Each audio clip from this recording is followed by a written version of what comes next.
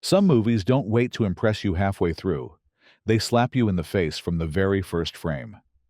The best directors know that the opening scene isn't just a doorway into a story. It's a declaration of war on your attention span.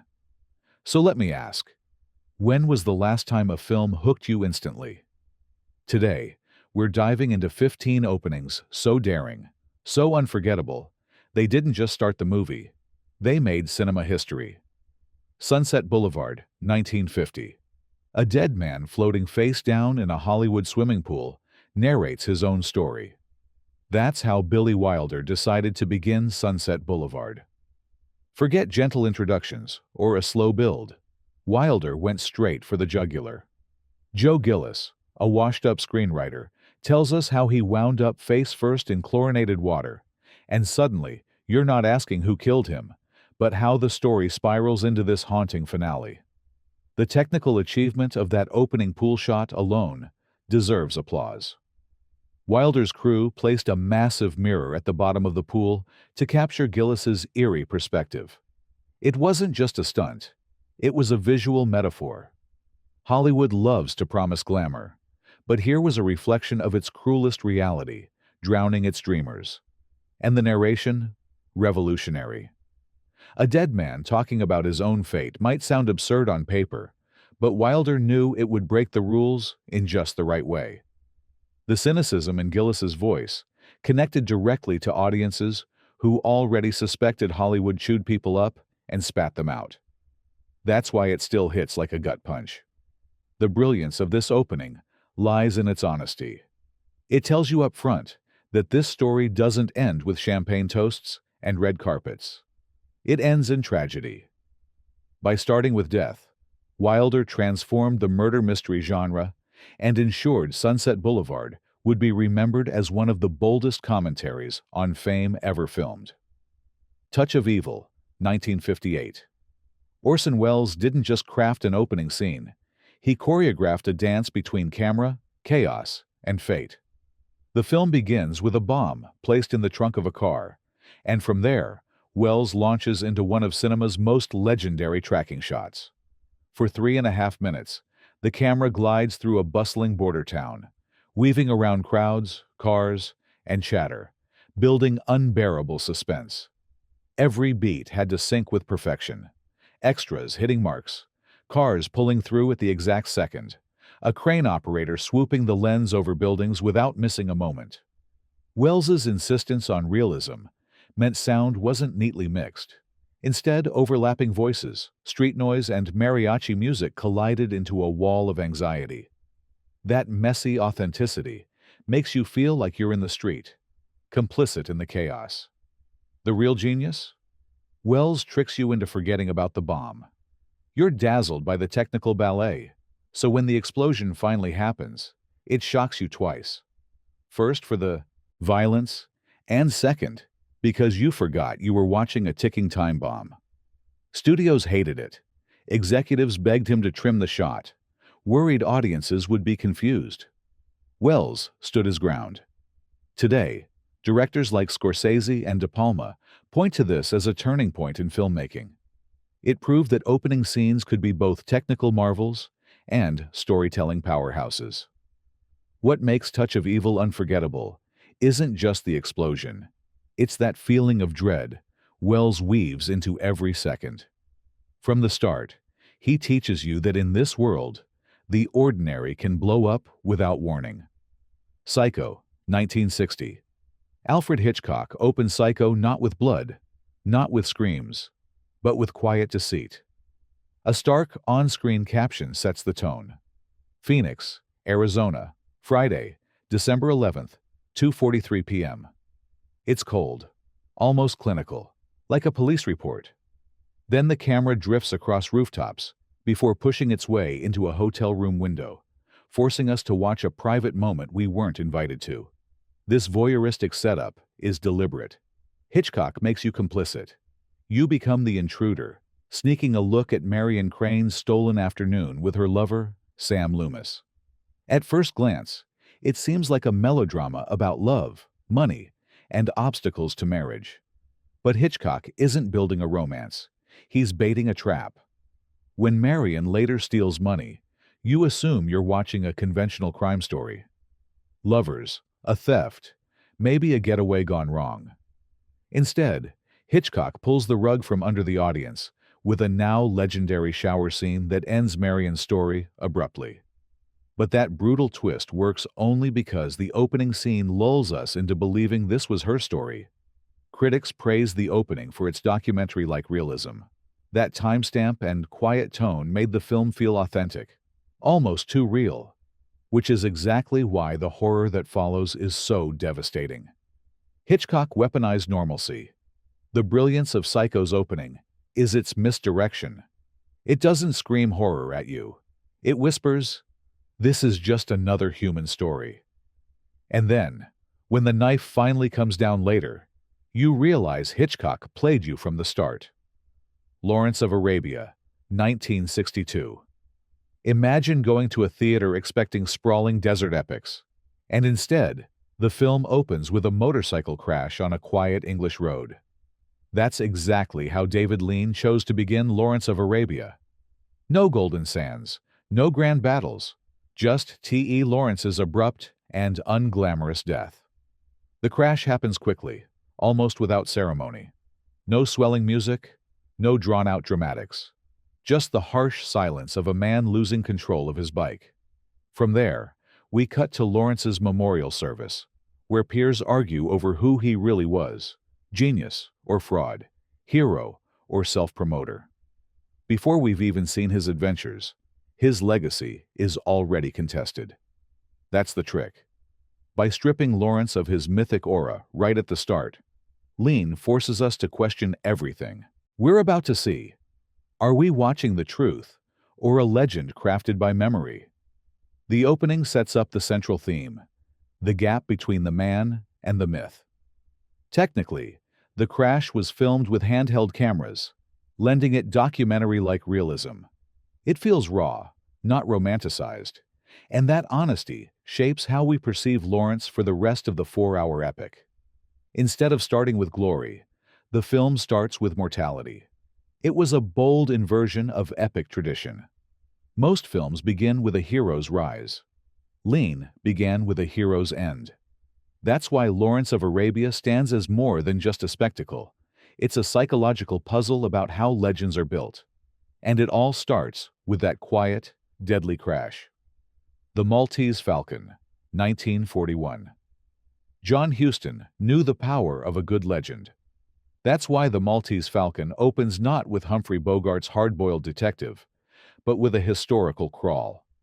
Ancient knights, bloody crusades, and the Golden Falcon's centuries-long journey flash across the screen in ornate text. Before a single character appears, the object of desire already feels mythic. Then comes the hard cut. Suddenly, we're looking at the name Spade and Archer, painted on a glass office door. Inside, Bogart's Sam Spade casually rolls a cigarette. Just like that, Huston shatters the illusion of grandeur with the smoke-filled grit of modern detective life. That jarring shift, from sweeping legend to everyday cynicism, sets up the film's central tension. A glamorous object that turns ordinary men into schemers, liars, and killers. The Falcon is no longer just a prop. It's a symbol of obsession powerful enough to warp reality. Huston's opening served two purposes. First, it educated audiences who hadn't read Dashiell Hammett's novel. Second, it elevated the MacGuffin into something bigger than treasure. By the time we learn the Falcon is a fake, the betrayal stings, because we too were swept up by its myth. Film historians credit this opening as a blueprint for modern storytelling. Think of Raiders of the Lost Ark, with its relics, or Tarantino's glowing briefcase in Pulp Fiction. They all trace back to Huston's decision to start with legend. The genius of the Maltese Falcon's opening lies in how it manipulates us. We want to believe in the grandeur of the past, only to be dragged back into the smoke and shadows of the present.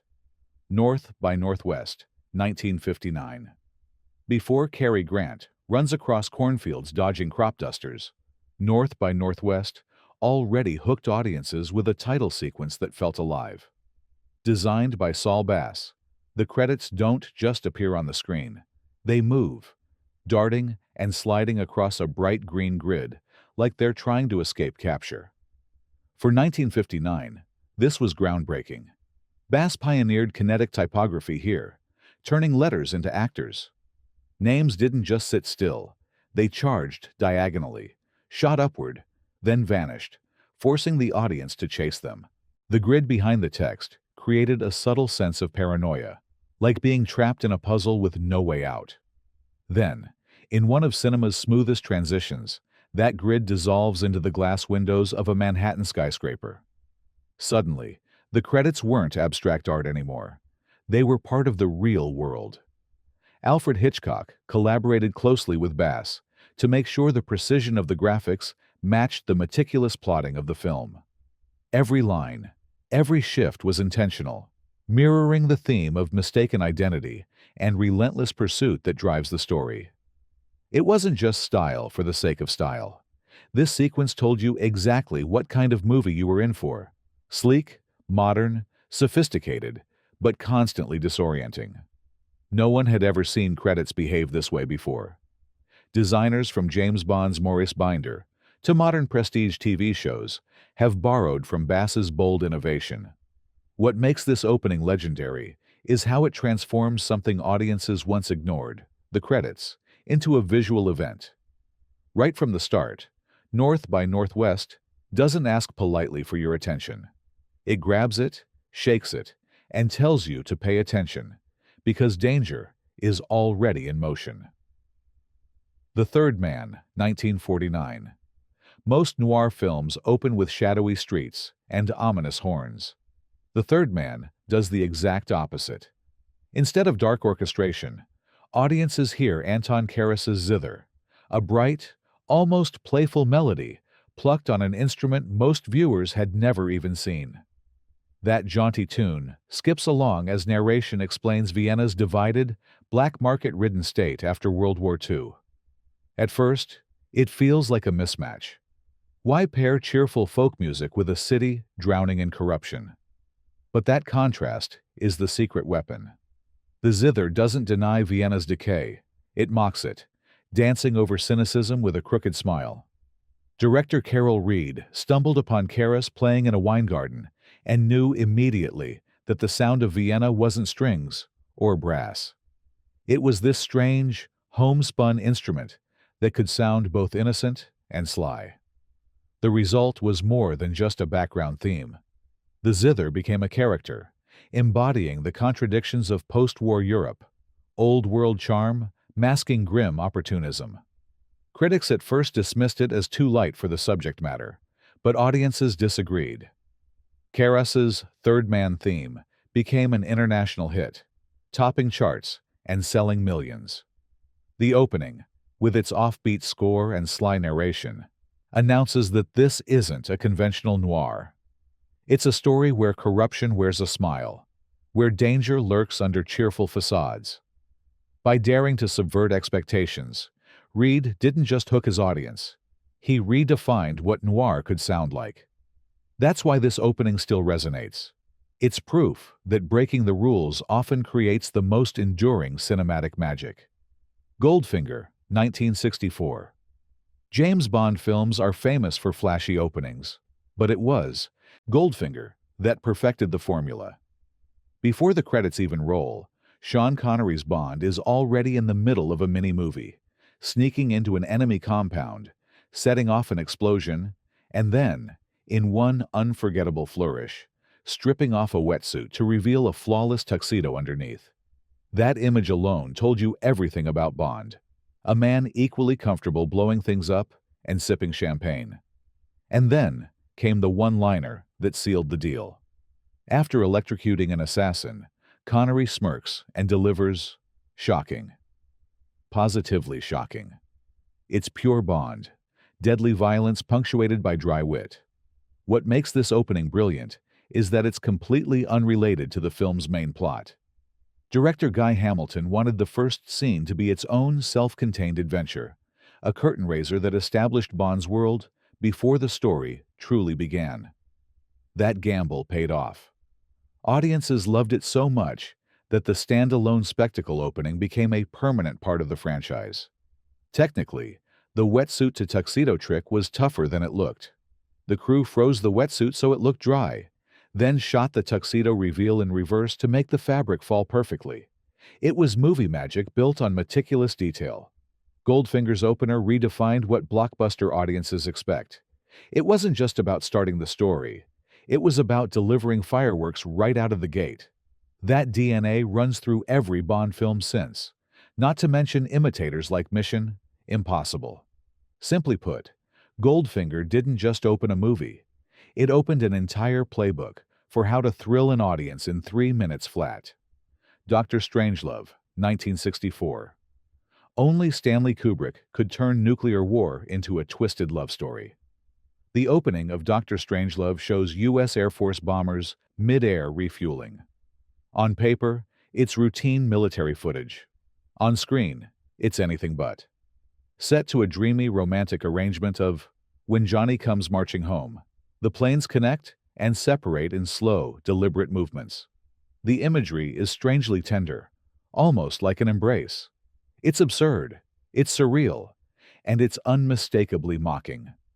Kubrick transforms a symbol of Cold War power into something both mechanical and disturbingly intimate. This wasn't easy to film. The U.S. military didn't exactly roll out the red carpet for Kubrick's satire. The crew had to shoot from a distance, using long lenses, which accidentally gave the footage a hazy, dreamlike quality. That unintended effect made the scene feel even more surreal, as though the whole thing was a strange fantasy. What makes the opening unforgettable is the whiplash of tone. Instead of rousing patriotism, you get irony. Instead of glory, you get ridicule. The juxtaposition tells you immediately what kind of movie you're watching, one that laughs at the very institutions it's portraying. Critics at the time were divided, but the sequence has since become iconic. It's a masterclass in satire. Take something serious, strip it of dignity, and let the absurdity speak for itself. Kubrick didn't just open with airplanes. He opened with a dare, a warning that in this world, destruction is not solemn, but ridiculous. And once you accept that, you're ready for the madness to follow. 2001. A Space Odyssey, 1968. Few directors had the audacity to open a blockbuster with silence and apes. But Stanley Kubrick did. For nearly 20 minutes, 2001 A Space Odyssey offers no dialogue. Instead, you watch early hominids scraping by in a harsh, prehistoric landscape. It's slow, it's patient, and it demands your full attention. Then comes the monolith. A sleek, black rectangle appears among the rocks, alien and perfect in its geometry. Its presence sparks curiosity, fear, and ultimately, transformation. When one of the apes realizes a bone can be used as a weapon, cinema itself shifts. The moment is punctuated by one of the greatest cuts in film history. A bone tossed into the air seamlessly transforms into an orbiting satellite millions of years later. In that single edit, Kubrick compressed the entire history of human progress, from primitive tools to space technology. No exposition, no dialogue, just pure visual storytelling. It's audacious, almost arrogant, but it works. At the time, many critics were baffled. Some called it boring, others called it genius. But what's undeniable is its influence. Directors from Terrence Malick to Denis Villeneuve have chased the kind of wordless, meditative power Kubrick unleashed in those first 20 minutes. The opening of 2001 isn't just an introduction, it's a philosophy lesson. It forces you to confront evolution, technology, and destiny without a single line spoken. It's not entertainment in the traditional sense. It's cinema as a grand, visual sermon on what it means to be human. And if you were still in your seat after that opening, you knew you were ready for whatever mind-bending journey Kubrick had in store. Jaws, 1975. It starts with a girl running into the ocean for a midnight swim. The camera dips beneath the water, and suddenly, we're no longer watching, we're stalking. John Williams' two-note score begins, simple yet terrifying, as something unseen circles below. Then it strikes. She thrashes, screams, and is yanked violently under the surface. Silence. The audience is left gripping their armrests, shaken before the story even starts. What makes the opening of Jaws so effective isn't just the attack itself, but what Spielberg withholds. We never see the shark. Instead, we see the girl's body jerked across the water, her voice echoing across the dark beach. The unseen predator becomes infinitely more terrifying than any rubber shark prop ever could. Williams's music does the rest, transforming two notes into a symbol of pure dread. Spielberg was only in his 20s when he made Jaws. Yet he understood a basic truth of horror. Imagination is scarier than reality. By letting the audience conjure the monster in their own minds, he weaponized fear itself. The result? Audiences were hooked before the credits even finished. That one scene convinced people not to go back into the water for years. It didn't just open a film, it changed summer forever. The concept of the summer blockbuster was born right there, in those opening minutes of terror. The genius of Jaws lies in its simplicity. A beach, an ocean, a girl, and two notes of music. Nothing else needed. Sometimes the scariest thing a movie can do is show you almost nothing at all. The Godfather, 1972. The very first line of The Godfather is unforgettable. "I believe in America." Delivered by Undertaker Amerigo Bonacera, it sets the tone for everything that follows. His face fills the screen as he begs Don Corleone for justice after the courts fail him. The shot is tight, intimate, almost claustrophobic. You can see the sweat on his brow, the fear in his eyes. Then the camera slowly pulls back, revealing the shadowy figure of Marlon Brando's Don Vito Corleone. He doesn't raise his voice. He doesn't bark commands. He listens, quietly, as a desperate man pleads for vengeance. And when Corleone finally speaks, it's with the calm authority of someone who doesn't need to shout to dominate the room. Francis Ford Coppola crafted this opening like a statement of intent. Instead of starting with violence, he starts with business, because for the Corleones, murder is business.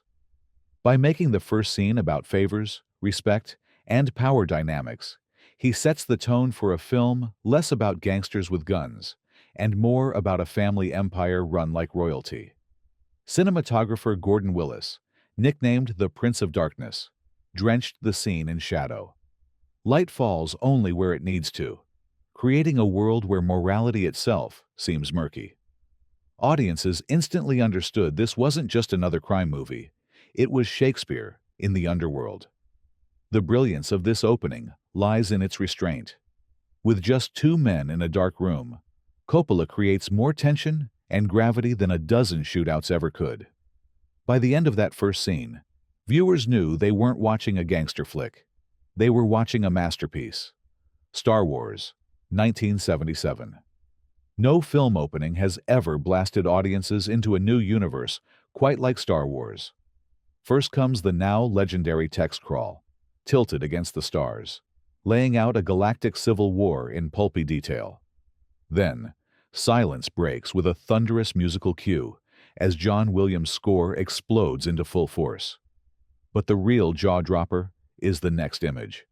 A small rebel ship streaks across the screen, chased by something bigger. And then it keeps going, and going, and going.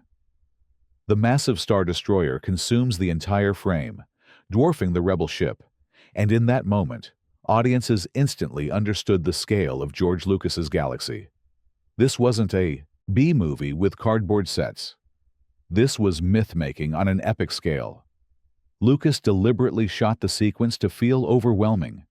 The angle of the camera, the length of the ship, the sheer detail in the model, it all combined to create a sense of awe no audience in 1977 had experienced before. Remember, this was an era of small, grounded dramas. Suddenly, the future didn't just look real. It looked terrifyingly vast.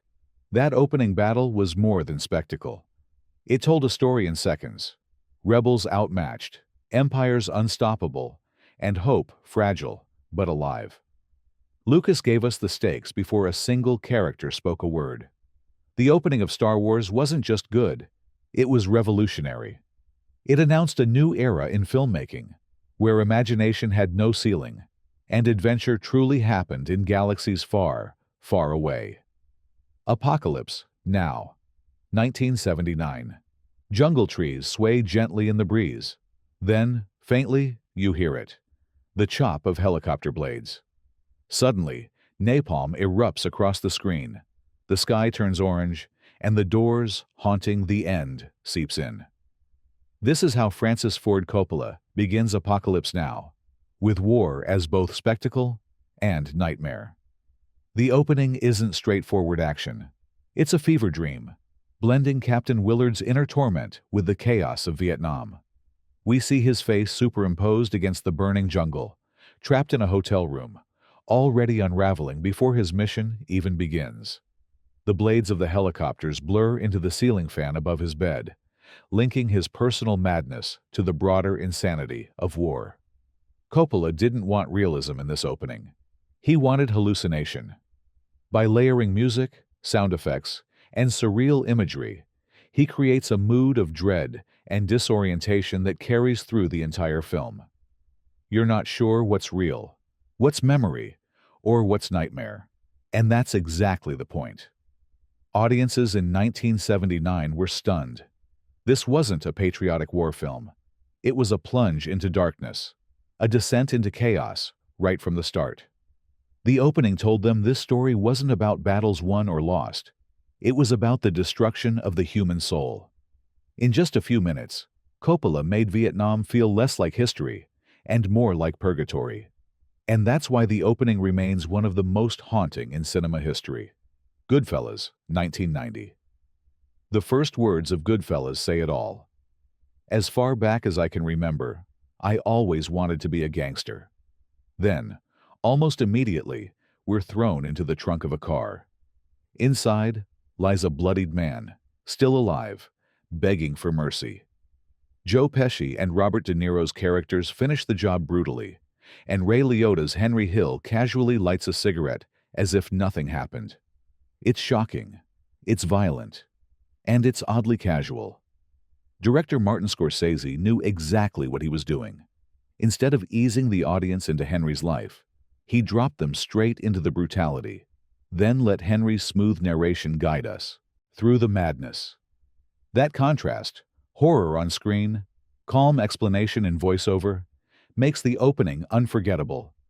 The editing is sharp, the freeze frame iconic, and the narration instantly sets the rhythm of the film. Henry Hill isn't just telling his story. He's seducing you, pulling you into the glamorous yet horrifying world of organized crime. Critics hailed this opening as a masterclass in tone setting. In just a few minutes, Scorsese gives us the entire thesis. Crime looks cool, feels cool, but is soaked in blood. The audience doesn't get to warm up. They're dunked headfirst into violence, laughter, and complicity. The genius of the Goodfellas opener is how it establishes intimacy.